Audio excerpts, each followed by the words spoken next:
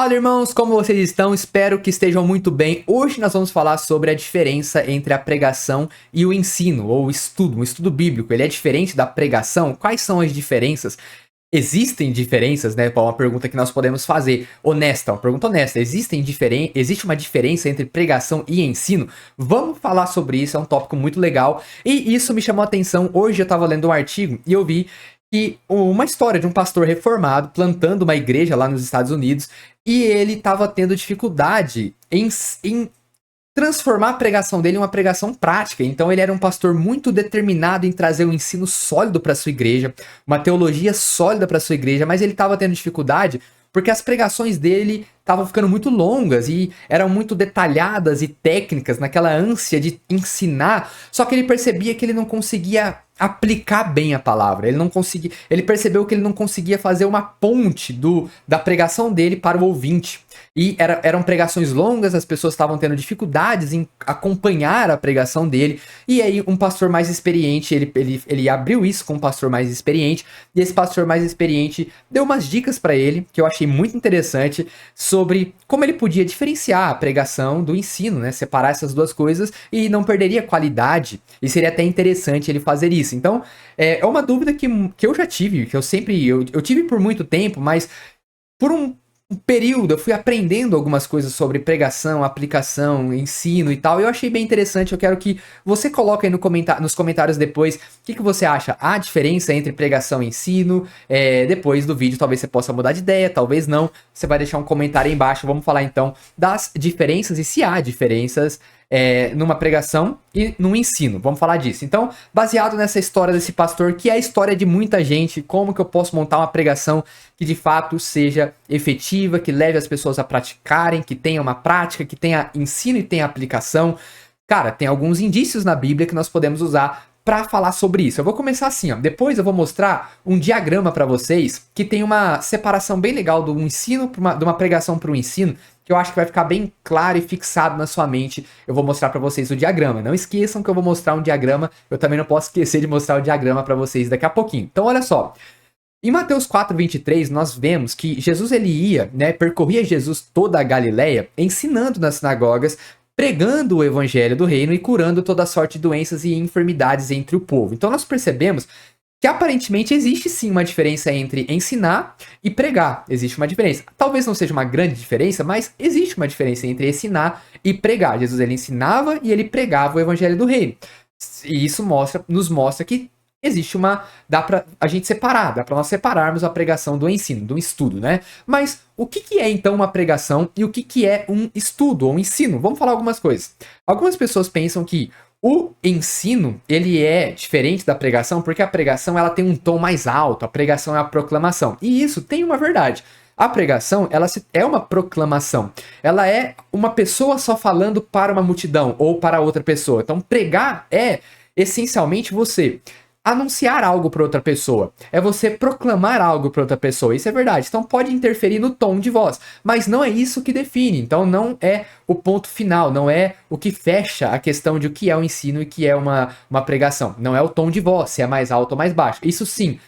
O tom de voz, ele tem muito na pregação, tem esse tom de proclamação, mas não é o ponto final, não é o que define se é uma pregação ou um ensino, porque o ensino também pode ter um tom mais elevado, e nem por isso seria uma pregação, né? Mas então, entendemos então que pregação não se define, né? A pregação não se define só pelo tom de voz.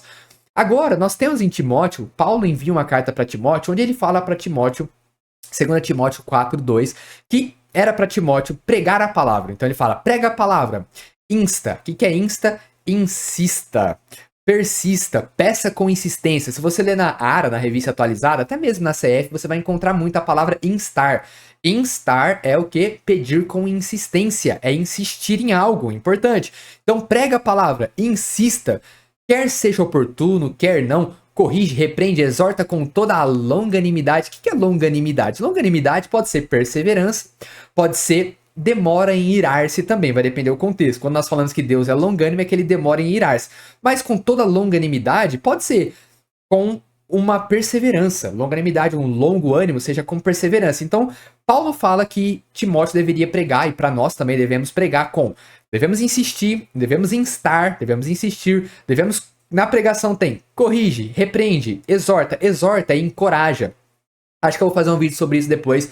Muitas pessoas pensam que exortar é repreender a pessoa e advertir elas, mas a palavra exortar vai muito além disso. A palavra exortar na Bíblia está muito mais ligada com encorajamento do que com repreensão, tá? Então nós temos corrige, repreende uma coisa, repreende é uma, exorta é outra. Exorta é encorajar com toda a longanimidade e doutrina, ou seja, ensino, doutrina, ensino. Então nós vemos que uma pregação, ela contém correção, ela contém repreensão, ela contém exortação, ou seja, encorajamento, ela contém perseverança no fazer e também doutrina. Isso é importante, porque há doutrina, há ensino na pregação. Uma pregação, ela há ensino. Vocês vão ver no diagrama daqui a pouco. Então, uma pregação, ela não é definida pelo seu tom de voz, mas uma pregação, certamente, ela tem um aspecto muito prático. Ela tem um aspecto que onde ela tem doutrina, mas ela tem repreensão. Então, é como se você se colocasse ali diante de um grupo de pessoas e fizesse repreensão, que você ensinasse. A pregação, a base dela é o ensino. Mas ela tem que ser um ensino com repreensão, correção, encorajamento, para que a pessoa te ouça pregando e ela fala, eu tenho que fazer isso amanhã eu tenho que colocar isso em prática, eu tenho que me aproximar de Cristo, eu tenho que me aproximar de Deus. A pregação, ela é cheia de convocação. Tem uma cuspida aqui, ó. Ela é cheia de convocação, ela é cheia de ordem, ela é cheia de imperativo. A pregação é cheia de imperativo, isso é muito interessante. Olha só, a pregação, ela convida, a pregação, ela é convidativa, a pregação, ela te faz convites a todo momento, ela tem um ensino e convite, ensino e convite. Isso faz com que uma pregação, ela não, talvez, uma pregação, ela não vai se aprofundar tanto em detalhes exegéticos, ou talvez em detalhes de cada palavra de cada versículo. Talvez uma pregação, talvez nem todo pregador vai ter essa capacidade de fazer essa prática. Então uma pregação, ela tem mais exortação, repreensão do que o ensino. Isso não é uma regra. Pode ser que uma pessoa consiga fazer o balanço perfeito entre doutrina e repreensão, exortação e encorajamento. Algumas pessoas gostam de fazer as aplicações durante a pregação, outras no final, né? Tem pastores que fazem no final, mas o fato é que uma pregação que não tenha depois pontos para a pessoa colocar em prática, cara, é uma pregação muito ruim. Pode ser do melhor pastor, do melhor teólogo do mundo, mas se torna numa pregação muito ruim, porque você enche a sua cabeça, mas não sabe o que fazer com aquilo, né?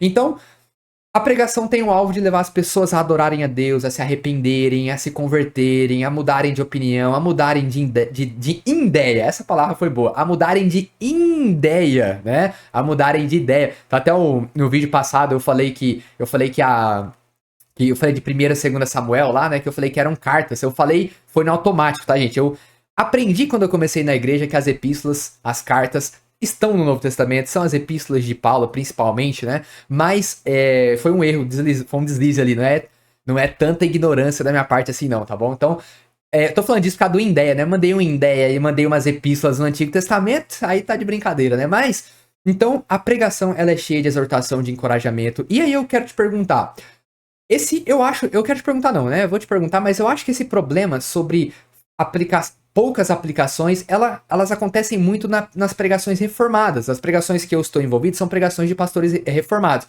E eu percebo que a maioria dos pastores reformados, eles ensinam bem, outros nem tanto, mas aplicam muito mal, né? Ou não conseguem fazer muito bem essa aplicação. Dependendo, né? Obviamente, é de cada de cada pastor para cada pastor. Mas eu percebo que no meio reformado é muito comum esse ensino forte e uma aplicação fraca. E muitas vezes o ensino é fraco e a aplicação é fraca também. Aí é doído, né? Então, assim, nós temos que entender então que a pregação ela é cheia disso, de ensino e muita aplicação. Agora, olha só. O ensino, ele é diferente. O ensino, enquanto a pregação é uma pessoa falando para outras, no ensino pode ter diálogo. O ensino, ele é um aspecto da pregação.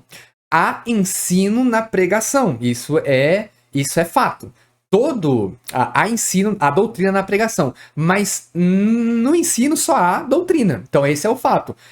Quando você vai para uma escola bíblica dominical ou para um ensino, você tem um aprofundamento muito grande nos detalhes do contexto histórico, da passagem em si, da gramática do grego ou do hebraico. Então, no ensino, o foco está muito mais em explicar a totalidade daquele versículo, daquela passagem, do que em aplicar. É claro que, às vezes, no ensino vai ter aplicação também, é natural. Mas o ensino, É uma pessoa falando, fazendo perguntas, abrindo para perguntas, debatendo e se aprofundando muito em cada palavra, que talvez possa ser que em um ensino, em um dia, talvez não tenha nenhuma aplicação. O que eu acho que não seria legal para um culto. Uma pregação sem aplicação, para mim, não faz sentido. Uma pregação sem repreensão, correção, sem o ensino e sem a exortação, sem o encorajamento, não faz sentido nenhum. Já o ensino, isso pode acontecer. E eu acho que isso estava pegando aquele pastor do início, que eu falei no início do vídeo. Às vezes você pega um texto que pode ter uma pregação inteira de ensino e que você não consiga aplicar. Então isso pode transformar numa pregação bem infrutífera, né? Então, no ensino, pode ter debate, pode ter questionamento, pode ter aprofundamento, pode não ter aplicação, pode não ter repreensão. Isso para mim é o ensino, você mostrar para a pessoa o que aquilo significa. E aí ela mesma pode aplicar, ou até mesmo no final, depende do seu estilo de ensino, né? Pode ser que tenha uma aplicação ou outra, mas de modo geral o ensino não há aplicação, né? É isso que nós percebemos. Vamos dar uma olhada nesse diagrama. Esse diagrama ficou bem legal. E esse diagrama que estava aqui, mas vai voltar, beleza? Esse diagrama, ele mostra que uma pregação, tanto a pregação quanto o ensino, no meio tem a verdade bíblica. A teologia bíblica está no meio ali, que é o principal. Mas você percebe que na pregação tem convite e tem exortação. Tem repreensão e tudo aquilo que eu acabei de falar. Já no ensino, nós temos muita explicação, nós temos muita explanação no ensino, tá? É claro que isso pode se misturar muito, mas eu acho que é uma forma bem clara de mostrar verdade bíblica, palavra de Deus no meio, pregação com muito convite, muita exortação, o ensino com muita explicação, muita explicação. Esse diagrama eu gostei bastante. Então, olha só, o que você acha a diferença entre pregação e ensino? Não há? Coloca aqui embaixo, comenta aqui embaixo, que eu também vou aprender com vocês. Aqui embaixo, o link do meu novo canal, canal de História da Igreja. Eu vou falar sobre a oração avivalista, né? Não é um canal devocional, tá? Mas é onde eu vou falar sobre a história da igreja e homens que passaram e marcaram a história da igreja. Vou deixar o link aqui embaixo. Espero que vocês tenham gostado do vídeo. Vejo vocês no próximo vídeo. Até mais!